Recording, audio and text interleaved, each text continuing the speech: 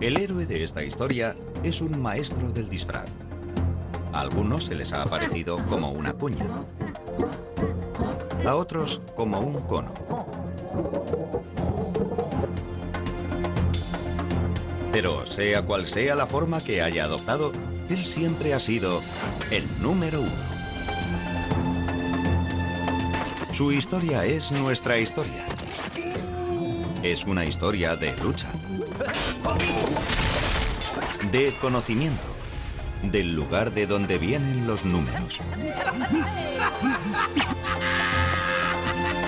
Veremos cómo uno contribuyó a la creación de grandes ciudades y a la construcción de imperios, e inspiró a algunos de los más grandes pensadores de la historia.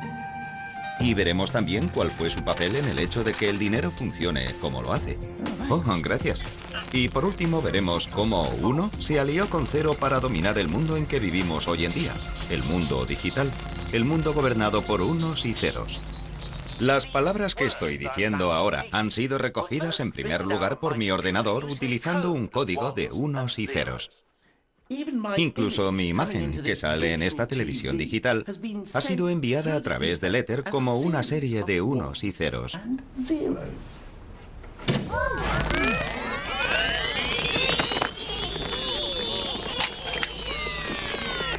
Pero, ¿cómo han llegado estos dos dígitos a dominar el mundo? Eso no ha sido siempre así. De hecho, durante la mayor parte de la historia humana, el cero ni siquiera ha existido. Es uno el que ha contado de verdad. La historia del número uno. ¿De dónde venía uno? Bueno, esta historia empieza en los albores de los tiempos. Hace 3.042.059 años, el primer primitivo uno salió reptando de aquel caldo primigenio para vivir en tierra firme.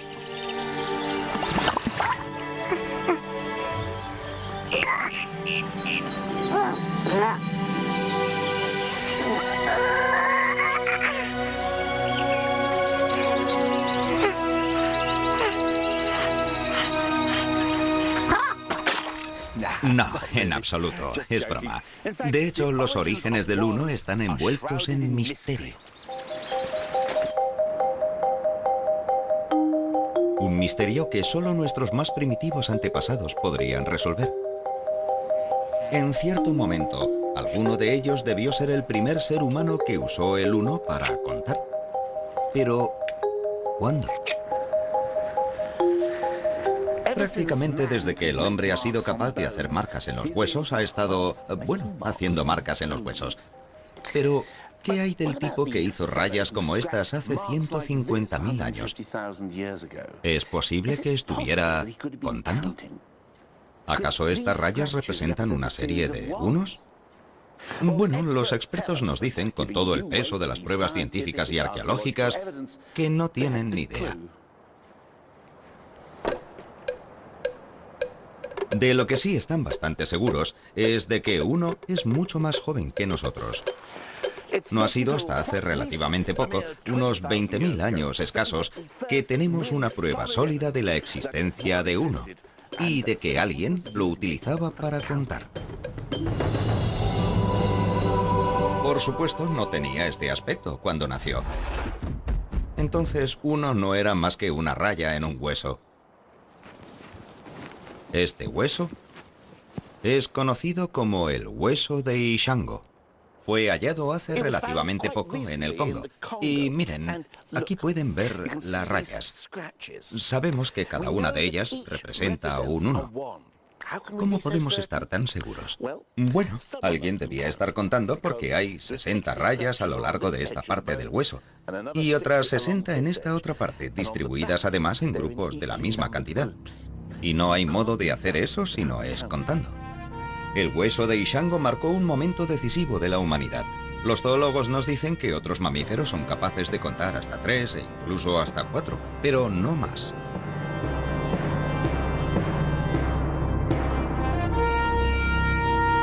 Al convertir el 1 en una raya, Nuestros primeros ancestros podían contar hasta 4, 5 y 6 si realmente eran tipos listos.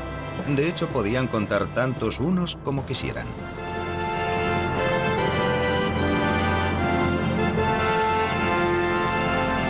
Y eso fue lo que nos dio ventaja sobre leones y tigres. En adelante, contar no tendría límites. Uno había crecido hasta convertirse en un chico grande.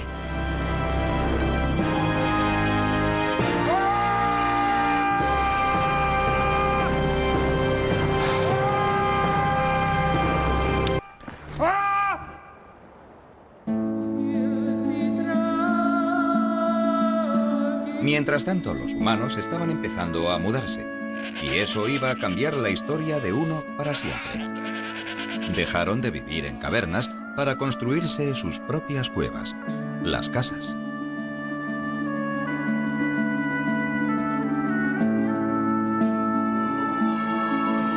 El siguiente acontecimiento importante en la vida de uno iba a suceder en la antigua civilización de Sumer. Aquí, en el Próximo Oriente, hace alrededor de 4000. Bueno, ahí lo tienen. En aquella época, los sumerios decidieron darle a uno su independencia. Dejaron de representarlo haciendo rayas en un hueso y lo liberaron, representándolo como una ficha. Esta transformación cambió no solo la vida de uno, sino también el curso de la historia.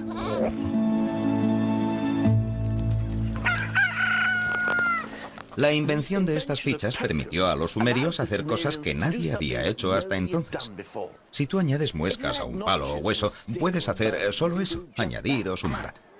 Pero con las fichas puedes también quitar, restar. Supongamos que tienes 6 gallinas y te comes 5.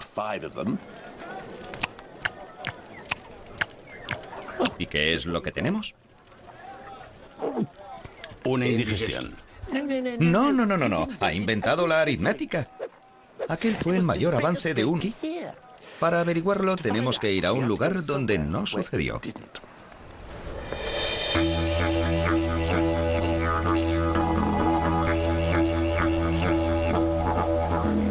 Conozcan a los Walpiri, de la Australia Central.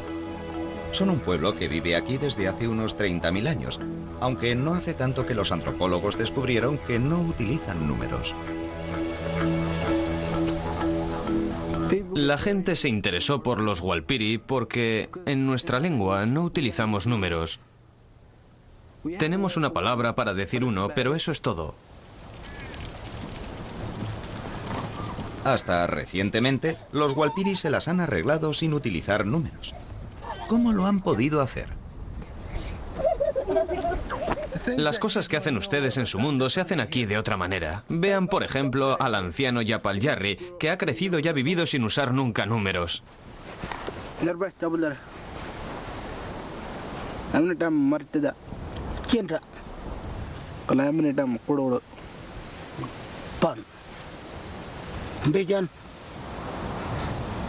Yapal Jarri nombra a todos sus nietos. Lo que no dice es 4, que no existe en su vocabulario.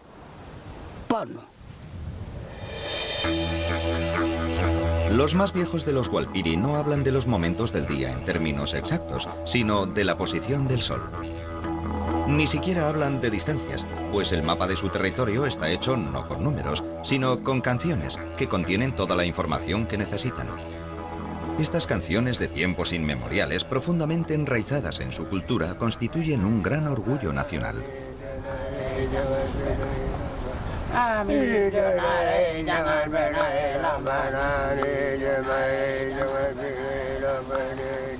El hecho es que tradicionalmente los Walpiri no han necesitado realmente un sistema numérico, y mucho menos la aritmética.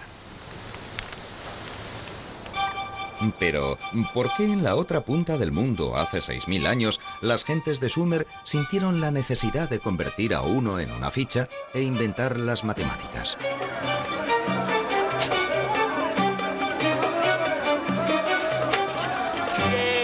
¿Qué tenía tan diferente la vida en el Próximo Oriente? ¿Por qué la gente de la zona quiso expresar todas las cosas de forma matemática? Tal vez fuera porque había muchísima gente viviendo en el mismo lugar. A diferencia de los Walpiri, los sumerios vivían en ciudades, y las ciudades exigen organización. Había que almacenar y distribuir el grano, y averiguar cuánto le tocaba a cada uno requería de la aritmética. Por eso los sumerios convirtieron a uno en fichas en forma de cono. Las fichas hicieron posible la aritmética que hacía falta para conocer la riqueza, calcular beneficios y pérdidas, tal vez lo más importante, recaudar impuestos. Sí, se puede atribuir el invento de las matemáticas a la vida urbana.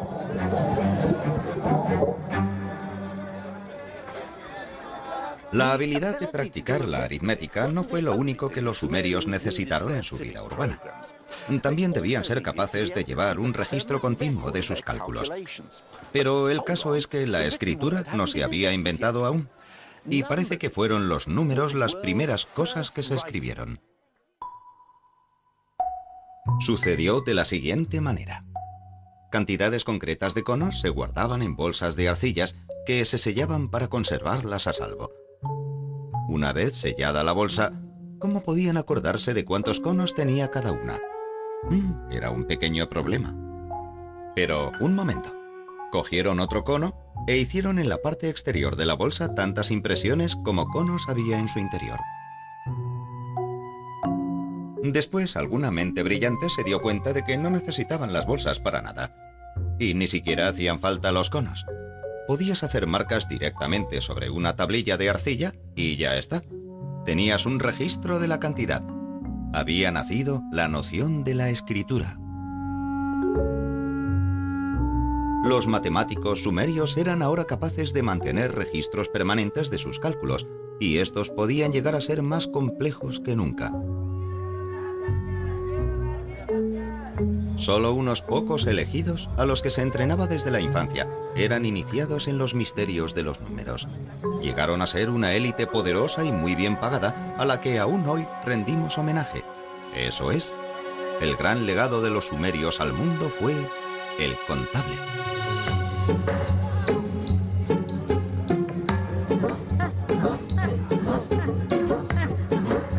Uno era ahora disciplinado y estaba organizado como nunca lo había estado.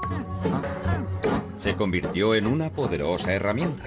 Podía ser utilizado para construir imperios, que es precisamente lo que le sucedió a Uno en su siguiente reencarnación.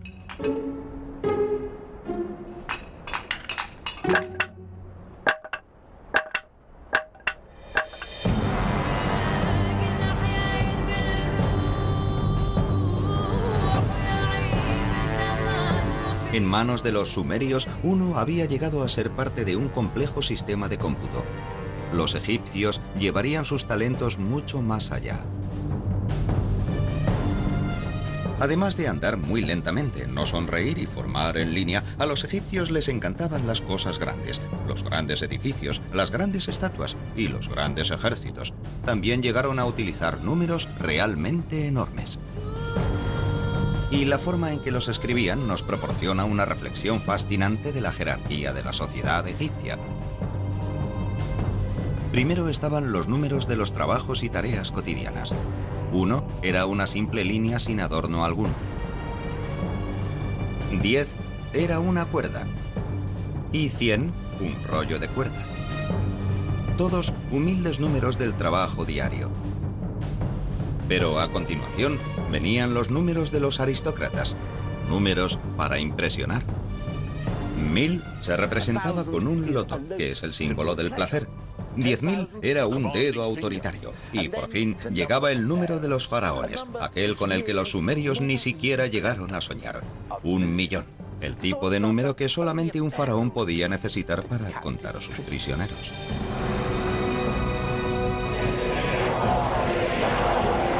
Fue el primer millón de la historia, y el símbolo que lo representaba era un prisionero implorando perdón, o puede que un contable rogando que no le hicieran contar más prisioneros. En cualquier caso, Uno nunca había tenido tanto trabajo. Pero los egipcios querían que Uno hiciera también otro trabajo, tal vez el más importante de todos. Necesitaban que les ayudara en la obra. Los antiguos egipcios eran constructores empedernidos que tenían buen ojo para la belleza. Pero no se pueden crear cosas bellas sin medirlas con exactitud. Y no se puede medir con precisión si no sabes cuál es tu unidad. Es decir, qué es lo que entiendes por uno.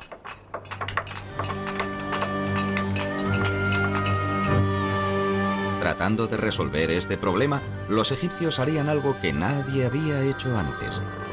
Definieron su propia versión de uno. Y la basaron en la longitud del brazo de un hombre contada del codo a la punta de los dedos, más la anchura de la palma.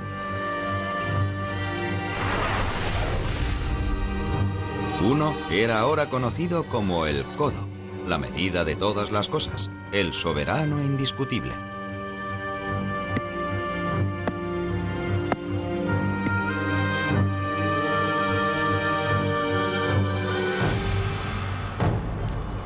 Estos unos oficiales, las barras maestras de un codo, eran tan importantes que se guardaban celosamente en el templo. Se hacían copias de ellas y se distribuían para que a lo largo de todo el imperio, fuera cual fuera la edificación, todos supieran lo que querían decir con uno. Y con esta simple barra de medida, los egipcios pudieron completar sus vastos proyectos arquitectónicos con asombrosa precisión. Si uno no se habría convertido en el codo, algunas de las maravillas del mundo habrían sido, bueno, menos maravillosas.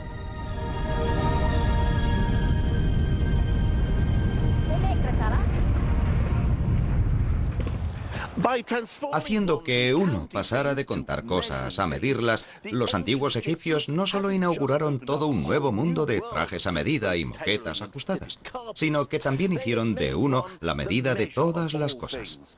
Uno se había convertido en soberano, pero su destino iba a ser aún más especial. Se iba a convertir en la esencia del universo.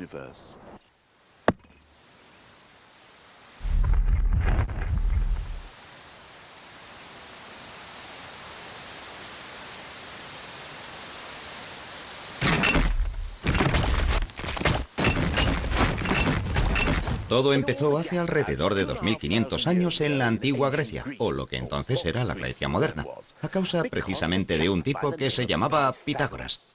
¿Pitágoras? ¿No tenía una teoría o algo así?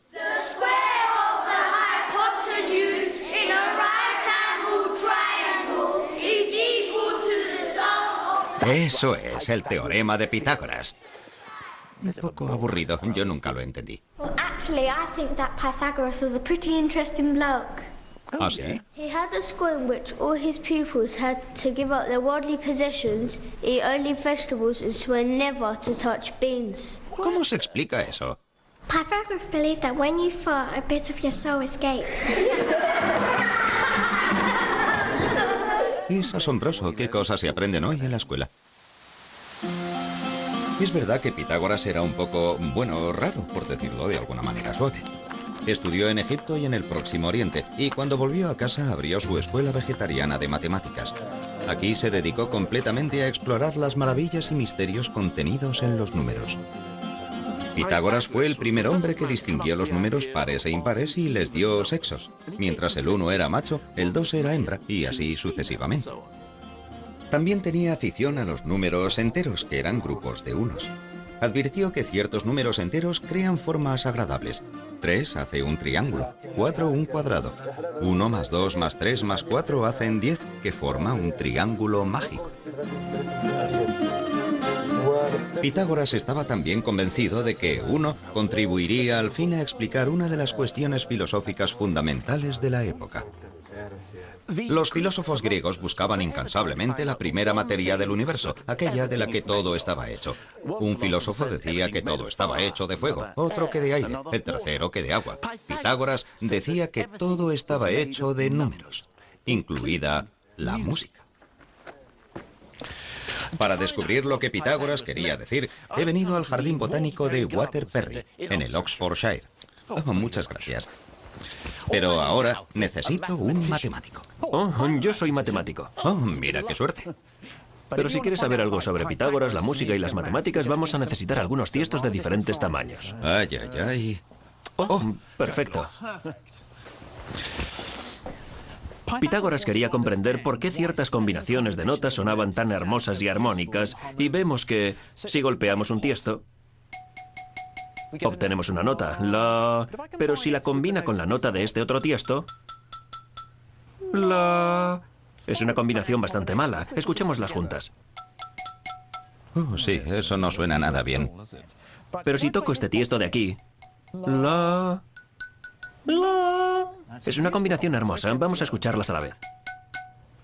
Pero ¿por qué es una combinación tan hermosa? La respuesta es por la matemática. Los pesos de cada uno de estos tiestos mantienen una relación perfecta de 1 a 2. Y es esa combinación de números enteros la que produce ese sonido tan hermoso en oposición al caso del primer tiesto. Esto es en relación como de 1 a 1,2. No es una relación agradable de números enteros, por lo que se produce un sonido poco armonioso. Lo que Pitágoras dice es que las armonías son combinaciones de números enteros, números que vienen a ser grupos de unos. Pitágoras advirtió que estos números enteros eran la razón por la cual las cosas sonaban de manera tan hermosa, y eso le entusiasmó tanto que pensó que realmente la matemática era la base de todo, que podría explicar la armonía musical y el cosmos, y de ahí acuñó la frase la música de las esferas. ¿Tocamos?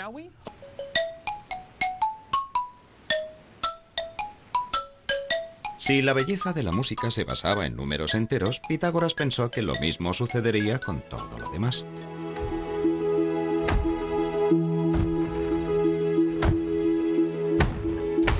Y como los números enteros son grupos de unos, uno debería ser la materia esencial de la que estaba hecho el universo. El 1 nunca había sido tan admirado. Pero en última instancia, todo el sistema de creencias de Pitágoras estaba condenado al fracaso. E irónicamente, fue el triángulo que lo hizo famoso el que probaría su error.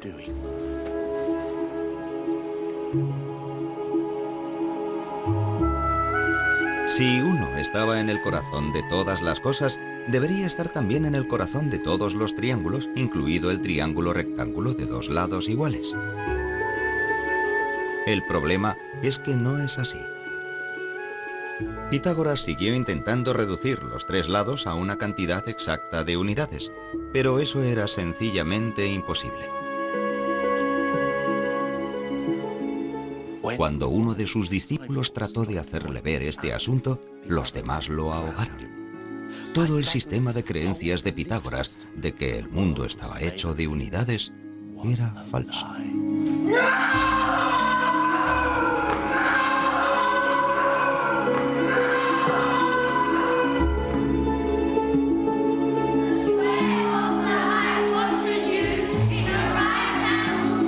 Pobre Pitágoras, que fue derrotado por su propia y más querida forma geométrica. El 1, sin embargo, estaba a punto de embarcarse en una nueva aventura. Solo que antes tendría que hacerse algo menos real. Como todos los humanos anteriores a él, Pitágoras no concebía los números si no representaban cosas reales. Un 1 no era un 1 si no se refería a una silla, o un paso, o un presentador de televisión. Pero los matemáticos que siguieron a Pitágoras rompieron estas restricciones. ¡Eureka! ¡Eureka! Sí, Arquímedes es hoy famoso por haber sido el primer striker de la historia, pero de hecho fue el más grande matemático de la antigüedad. ¡Eureka! ¡Eureka! A Arquímedes le encantaba jugar con los números y llevó a las matemáticas al reino de lo inimaginable porque en esos juegos permitió que los números hicieran cosas imposibles, como calcular cuántos granos de arena harían falta para llenar el universo. Pero por muy tontos que estos juegos nos puedan parecer, con ellos obtuvo a veces resultados prácticos de los que aún hoy en día nos beneficiamos. Por ejemplo, estaba obsesionado con qué pasaría si tomabas una esfera y la convertías en cilindro. ¿Cuál sería la diferencia en el área ocupada? Bueno, a mí personalmente me importa un bledo, pero Arquímedes vivió el día más feliz de su vida cuando consiguió por fin dar con la fórmula. Y aunque era una pura bravuconada matemática, resultó ser a la postre sorprendentemente práctica, porque gracias a Arquímedes, los cartógrafos del futuro pudieron tomar el globo terráqueo y trasladarlo a un plano. 1 no era ya la esencia del universo. pero contribuía a crear la era dorada de las matemáticas teóricas.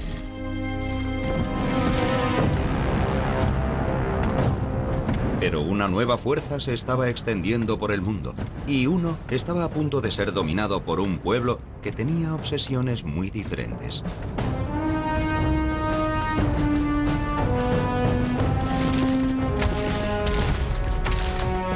Arquímedes vivía en Siracusa, y cuando los romanos la invadieron en 212 a.C., él estaba en mitad de un cálculo particularmente complicado. De hecho, estaba tan enfrascado en su trabajo que lo único que pudo decir fue: «Le ruego que no me moleste ahora».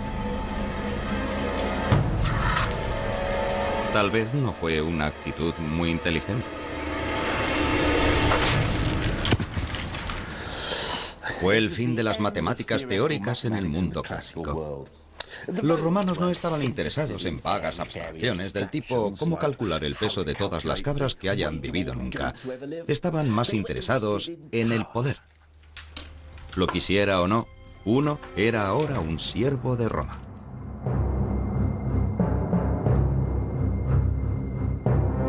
Debía abandonar el vertiginoso mundo de las matemáticas abstractas y centrarse en preocupaciones más prácticas.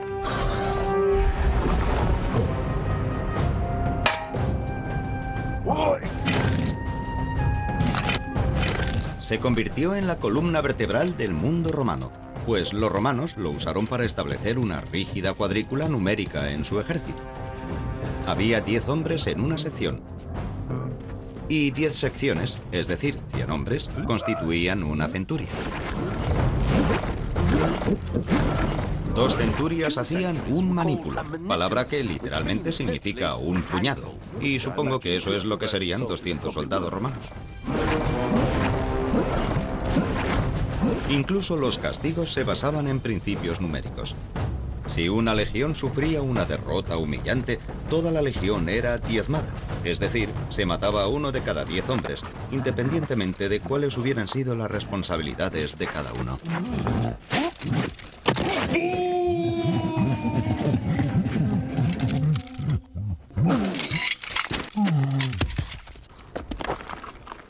El gran objetivo del mundo romano era mantener las cosas en funcionamiento. Las matemáticas teóricas no iban con ellos. Y, desde luego, no me extraña nada, porque los números romanos no facilitan precisamente las cosas, ¿no?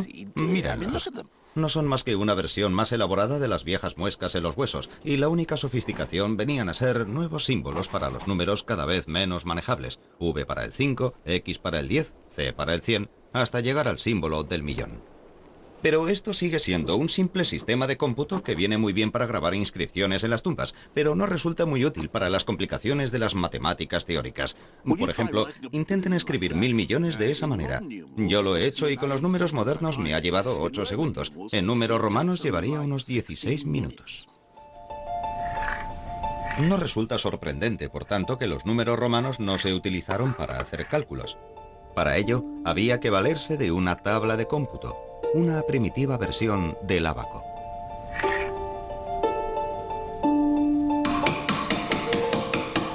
Los propios números solo se usaban para registrar los resultados. Tal vez no sea casualidad que, a diferencia de los griegos, hoy en día no se recuerde ni un solo matemático romano.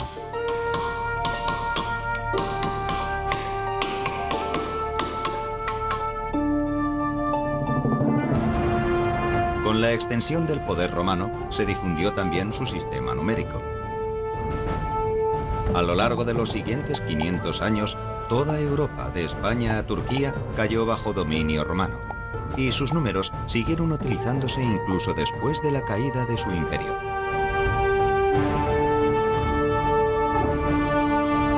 Pero aunque el sistema romano parecía indestructible, no lo era.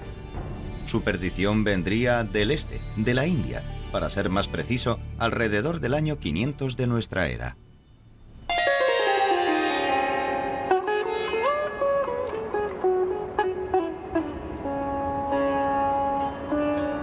Uno tenía un primo indio que durante un tiempo estuvo viviendo en una atmósfera algo más enrarecida.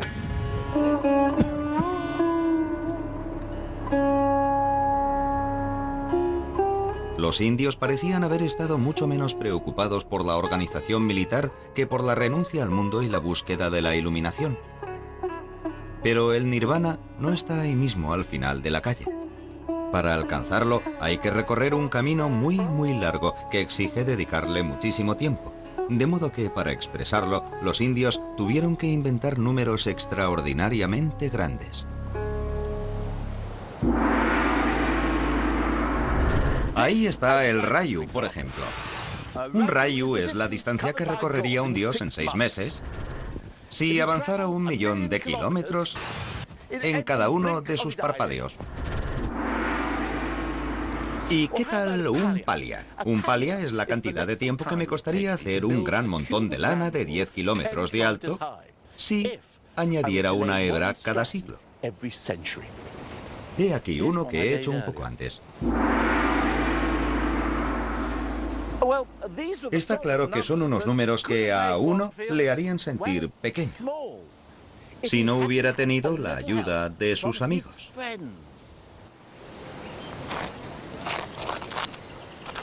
A diferencia de los romanos, los indios maquinaron un sistema que podía arreglárselas con números vastísimos. Desarrollaron un símbolo diferente para cada cifra del 1 al 9. 1, 2, 3. O, para decirlo de una vez, los números arábigos.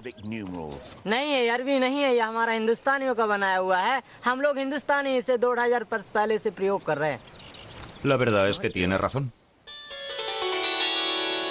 Los números que utilizamos actualmente se llaman arábigos, pero de hecho nacieron aquí, en la India, en fecha tan temprana como el 500 después de Cristo.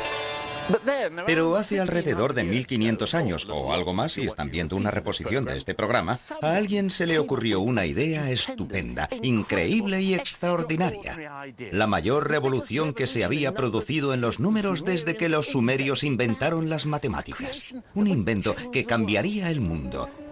Inventaron un número completamente nuevo. Y es aquí, en este diminuto templo de 11 siglos de antigüedad en Gwalior, en el norte de la India, donde se encuentra este nuevo número. Y después de recorrer 6.500 kilómetros, por fin voy a verlo.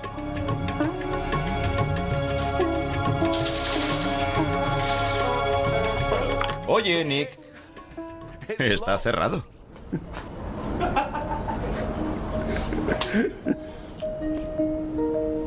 Así que esperamos.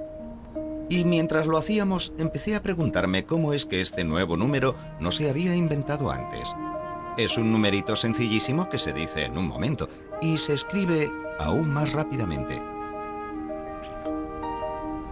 Ah, aquí está. Pero una vez inventado, transformó la vida de uno de una manera que acabaría cambiando también el mundo entero. Bueno, he aquí el ejemplo indiscutible de la mayor invención india, el nuevo número. El santo grial de los números. El 0. Por primera vez en la historia de la humanidad, alguien hizo de la nada un número. La inscripción dice que se plantó un jardín para producir flores para el templo, y para asegurarse de que tendrían suficientes flores, el jardín debía medir 187 por 170 astas, alrededor de 8 hectáreas.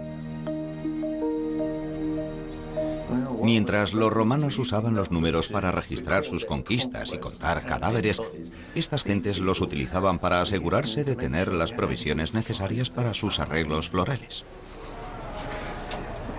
Y ustedes dirán, ¿a qué viene tanto rollo? O sea, ¿qué tiene de maravilloso inventarse un símbolo que significa nada? Si alguien me preguntara cuántas cosas tengo en la mano, podría decir simplemente que no tengo nada y no necesito un 0 para eso. Bueno, un 0 solo tal vez no sea nada, pero al combinarlo con 1, empezó la magia.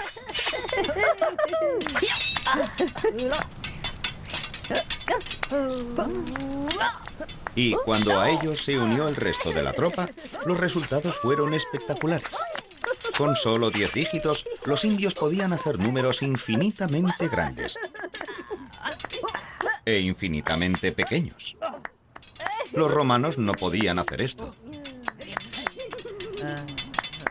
1 había encontrado en 0 a su compañero ideal, y este fue un emparejamiento que habría de cambiar el mundo. Con la ayuda del resto del equipo, permitieron a la ciencia india avanzar extraordinariamente. Los astrónomos indios, por ejemplo, llevaban siglos de ventaja a los del mundo cristiano.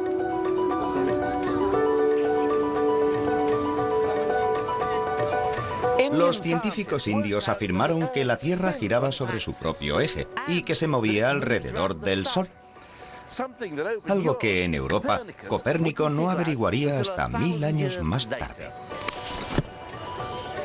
Los científicos indios también calcularon el diámetro del globo terráqueo y se equivocaron en menos de un 1% del que realmente es.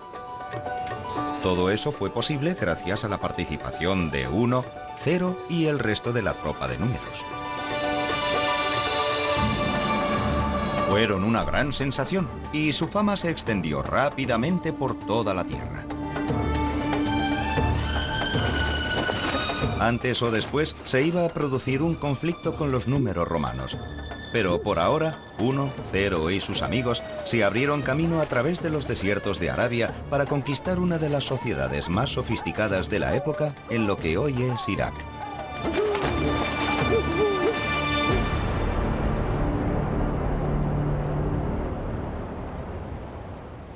Cuando el Islam tenía poco más de 100 años, Bagdad estaba gobernada por el gran califa Al-Mansur. El califa quería que su pueblo viviera de acuerdo con el Corán, para lo que instituyó tribunales y jueces que aplicaran la ley del profeta.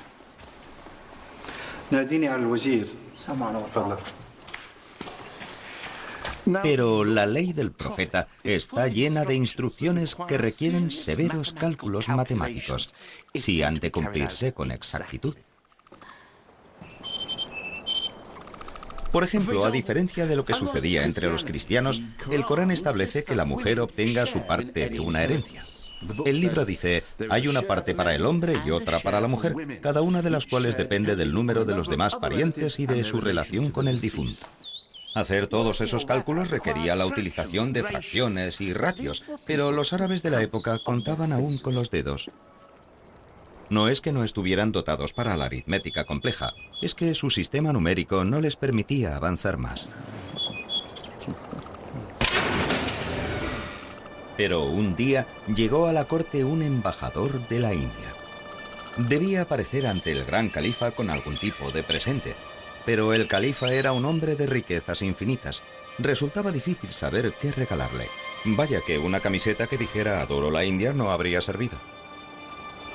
El embajador, sin embargo, había sopesado largo y tendido el asunto y decidió presentar al califa unos de los mayores obsequios que se le podían haber ocurrido: los números.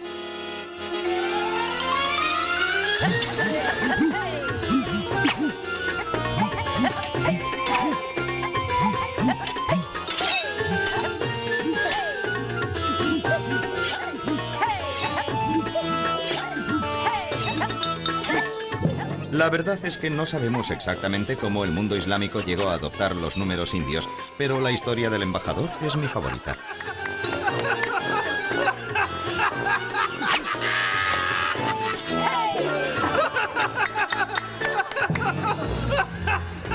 Lo que sí sabemos es que los eruditos musulmanes quedaron prendados por 1, 0 y el resto de la tropa. Y el más famoso de aquellos fue un hombre llamado Al-Khwarizmi. Al-Khwarizmi. Al-Khwarizmi. ¿Khwarizmi? Al-Khwarizmi. Al-Khwarizmi. Eso es.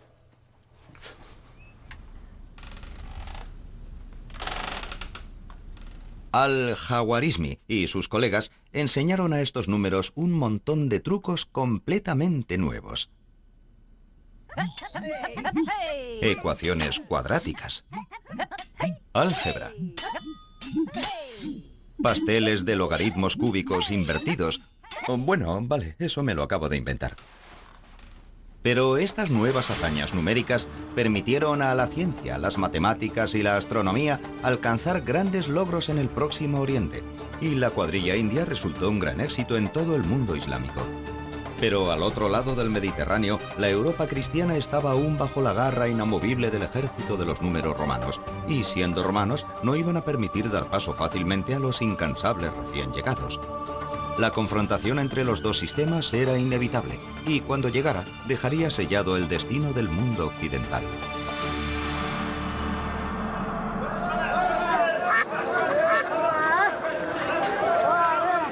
El principio del fin de los números romanos empezó en las costas del norte de África.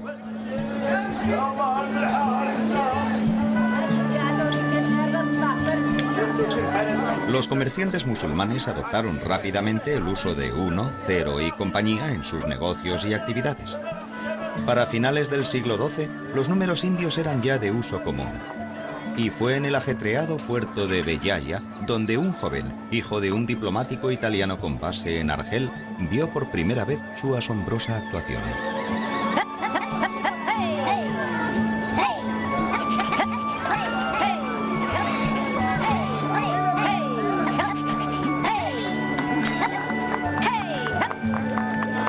Cuando llegué a introducirme en el arte de los 9 símbolos de los indios, su conocimiento me satisfizo más que cualquier otra cosa en el mundo, y llegué a comprenderlo bien.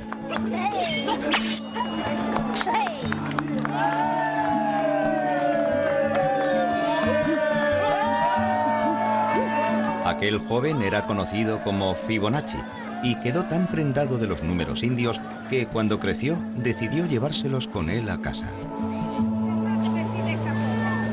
En 1202, Fibonacci escribió un libro sobre el cálculo llamado, el libro del cálculo. Hoy está considerado como uno de los grandes matemáticos de todos los tiempos, y su libro constituyó un auténtico escaparate para los números indios. Pero Fibonacci no era solo un teórico en su torre de marfil. Parte de su libro de cálculo estaba destinada especialmente a los comerciantes, a los que les mostraba lo útiles que podían ser los números indios para calcular sus beneficios.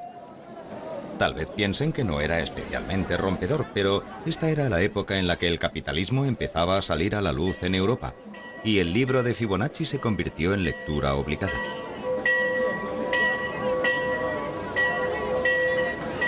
Por desgracia, la gente corriente se encontraba cómoda con los viejos números.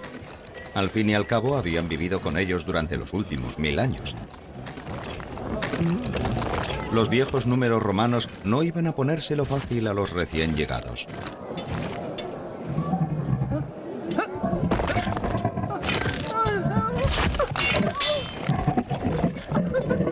Y no era solo una cuestión de tradición.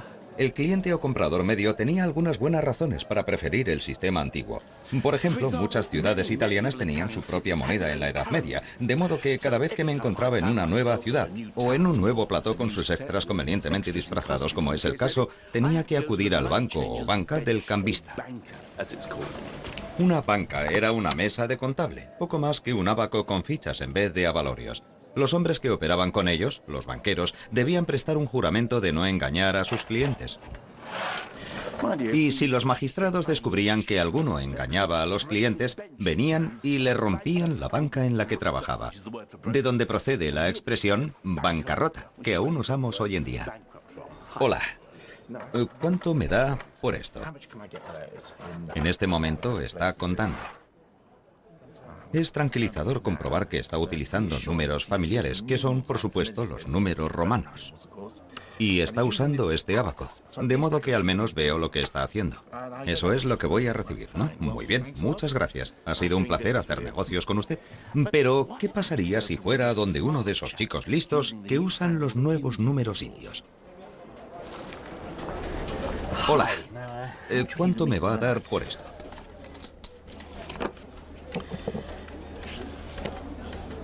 Aquí hay un ligero problema. Si yo fuera un cliente medieval, no tendría ni idea de lo que está escribiendo. Así que no me extraña que la gente se mostrara recelosa. Si mi banco empezara a llevar mis cuentas en chinos, también me preocuparía un poco. Oh, gracias, pero no tengo ni idea de cómo ha llegado hasta ahí. Bueno, en cualquier caso, gracias. Esta desconfianza llegó a ser extrema. En 1299, la ciudad de Florencia llegó a prohibir que los comerciantes usaran los nuevos números en sus cuentas. Debían usar números romanos. Pero ninguno fue tratado con más recelo y despecho que el compañero de uno, 0. Un escritor lo describió como un signo que crea confusión y dificultades.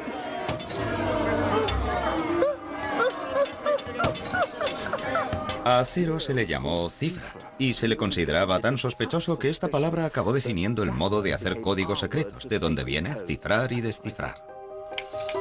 Pero el viejo sistema tenía los días contados, y supongo que puede culparse de ello a la secular codicia humana.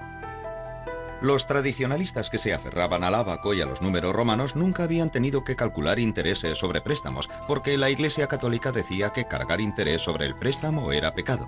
Se llamaba usura. Pero cuando llegó la Reforma, las iglesias protestantes se mostraron más comprensivas con los negocios, y las antiguas objeciones cristianas contra el capitalismo parecieron desaparecer. De modo que en este nuevo ambiente de préstamo e interés, ¿cuál de los dos sistemas se revelaría como más eficaz?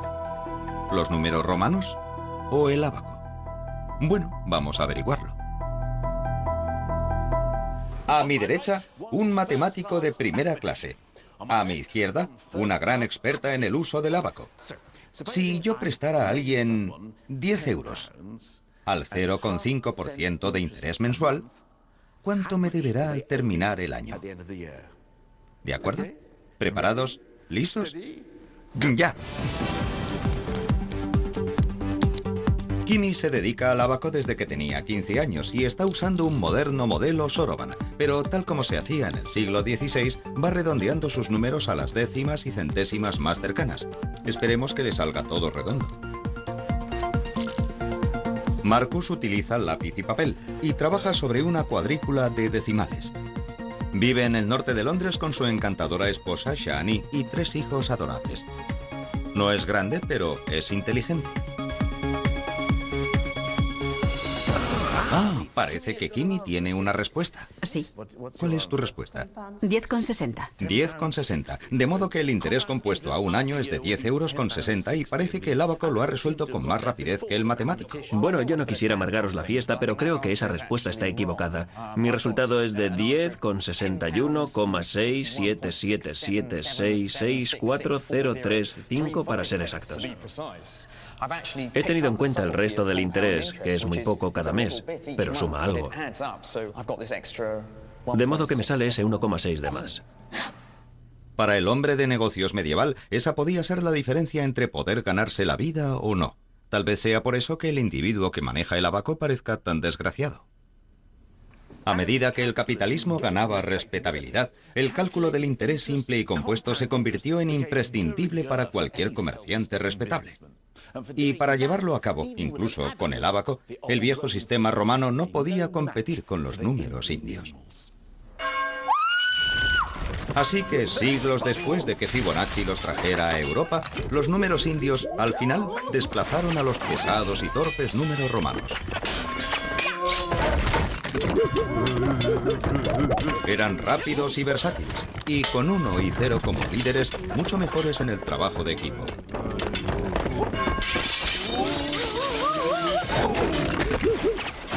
Cuando llegó el final, resultó pan comido. Los viejos números romanos cayeron por fin en bancarrota. Pero 1 y 0 tenían planes de futuro aún más ambiciosos y no pensaban incluir en ellos el resto de los números.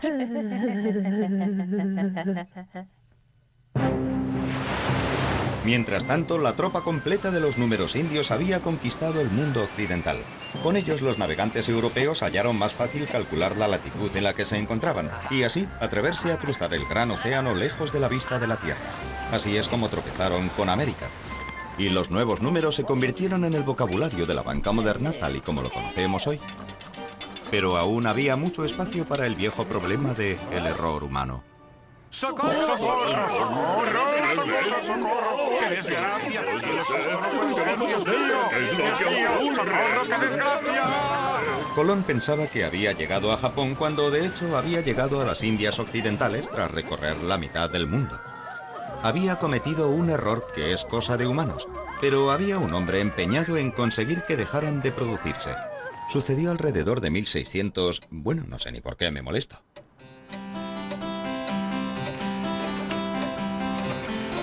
Gottfried Wilhelm Leibniz fue uno de los grandes matemáticos de todos los tiempos, que estuvo decidido a librar a la humanidad de la maldición del error humano.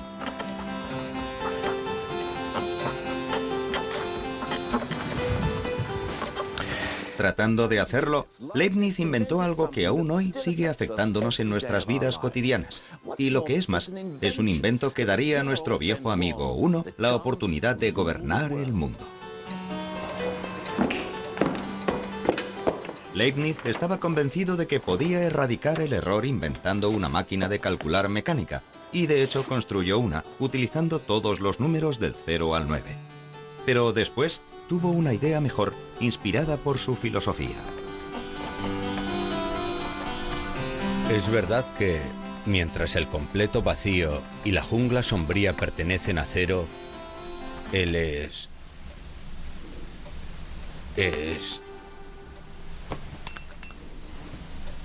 Espíritu de Dios y su luz pertenecen al Todopoderoso Uno.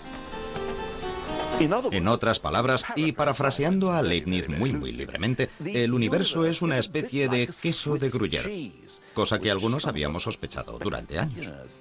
En él, los agujeros son tan importantes como el propio queso, de modo que para construir el mundo necesitamos tanto algo, el viejo número 1, como montones de nada, que es donde el 0 entra en acción. Leibniz estaba convencido de que 1 y 0 eran los únicos miembros del equipo realmente necesarios. Afirmaba que con estos dos números podría hacer realidad cualquier sueño matemático, y lo que es más, eliminar el error humano. Se libró del resto de los números y desarrolló un sistema que usaba solo unos y ceros, el llamado sistema binario. Pero un minuto, ¿cómo se pueden expresar todos los números solamente con el 1 y el 0? Creo que es hora de que consulte a alguien que sabe de qué hablamos. Marcos, necesito entender el sistema binario. ¿Binario? Bien, déjame mostrarte un número en sistema binario. De acuerdo. He aquí el número 9 escrito en sistema binario. Se usan solo unos y ceros, y se escribe cualquier número. Solamente con unos ceros. Esto es 9 en binario. Bueno, a mí me parece que es 1001. Eso es porque estás obsesionado con tus 10 dedos y quieres contar las cosas de 10 en 10. En el sistema decimal tienes en cuenta cuántos unos hay en la primera columna, cuántos dieces en la segunda, cuántos cientos y cuántos miles. Pero en el sistema binario las cosas funcionan de otro modo. En él hay que fijarse en cuántos unos, cuántos doses, cuántos cuatros y cuántos ochos hay en cada columna. Aquí tenemos un huevo. Debemos representar este número utilizando solo unos y ceros. Sí. Bien, entonces solo podemos poner un huevo o no ponerlo. Hay un huevo en el 1. Un huevo representa a 1. Ahora déjame enseñarte cómo es 9 en binario. Aquí un lote de 8. Tengo un huevo en la cuarta columna. Un 1. Sí, un lote de 8 en la cuarta columna. Y 9 es 8 más 1. De modo que necesito otro 1 en la columna de los unos. Así que en sistema binario, 9 es un 8. Ningún 4, ningún 2 y un 1. Asombroso.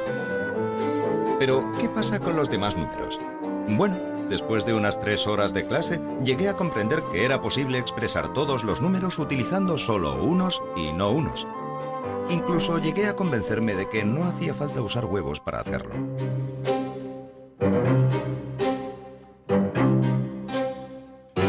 Es un tipo de sistema mecánico. Es muy mecánico el sistema de añadir unos y ceros y por eso es perfecto para una máquina, porque a la máquina no le importa lo largo que pueda llegar a ser el número. Puede arreglárselas con números larguísimos, mientras que nosotros no podemos hacerlo. Lo interesante es que es una forma muy eficiente de sumar números y por eso a las máquinas les encanta poner los números en sistema binario. Y Leibniz diseñó una máquina binaria exactamente de ese tipo. Solo que él utilizó bolas de metal que caían sobre ranuras y no huevos y hueveras. En adelante, los errores serían cosa del pasado. Parecía que la era digital podía empezar ya a conquistar el mundo. Desgraciadamente, nunca la construyó.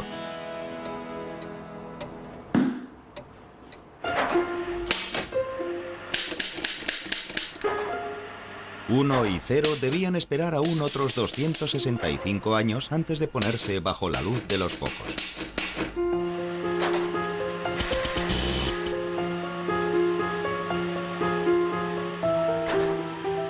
He aquí Colossus, el primer ordenador de funcionamiento binario del mundo. Es el sueño de Leibniz hecho realidad. Pero en vez de dejar caer bolas metálicas en ranuras, Colossus es una máquina electrónica. Aquí, 1 y 0, algo y nada, han acabado estando en su elemento como corrientes eléctricas, encendido y apagado. Colossus se creó en la Segunda Guerra Mundial y se instaló aquí, en el centro de decodificación de Bletchley Park.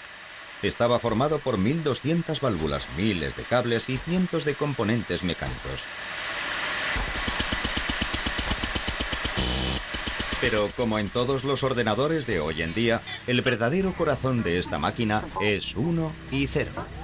En su forma eléctrica binaria, 1 y 0 llevaron a cabo millones de cálculos rapidísimos que pudieron descifrar los códigos del enemigo antes incluso de que los alemanes afilaran sus lápices. Gracias a Colossus, los aliados supieron lo que decían los mensajes alemanes antes que el propio Hitler. Y puede que este extraordinario invento contribuyera a acortar la guerra en más de 2 años. La tecnología que nació aquí, en Bletchley, ha cambiado nuestro mundo para siempre. ¿Recuerdan todas aquellas razones por las que hacía falta utilizar y comprender los números? Realizar cálculos astronómicos, hacer mediciones, dividir correctamente las propiedades. Los ordenadores pueden hacerlas todas. Sacar porcentajes, calcular los cambios de moneda y el interés compuesto. Todos esos cálculos que preocuparon y a veces dejaron perplejos a los grandes pensadores de la antigüedad pueden dejarse ahora en manos de los ordenadores. Podemos vivir en nuestra bendita ignorancia sin saber siquiera si el resultado es correcto o incorrecto. ¿Y eso tiene que ser bueno? ¿No?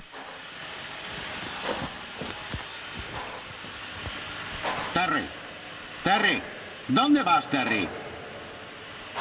¿No me vas a dejar aquí? ¿No, Terry? ¡Terry! En la era de los ordenadores, todo nuestro mundo está gobernado por una corriente de unos y no unos, desde los extractos bancarios hasta los informes médicos, incluidos los códigos de barras cada vez que compro una lata de comida para gatos. De modo que el resto de los números pueden ser arrinconados en el basurero de la historia. No necesitamos más que a 1 y 0.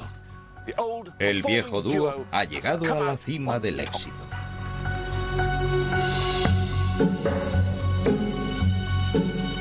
Esperamos poder controlar a estos pequeñajos.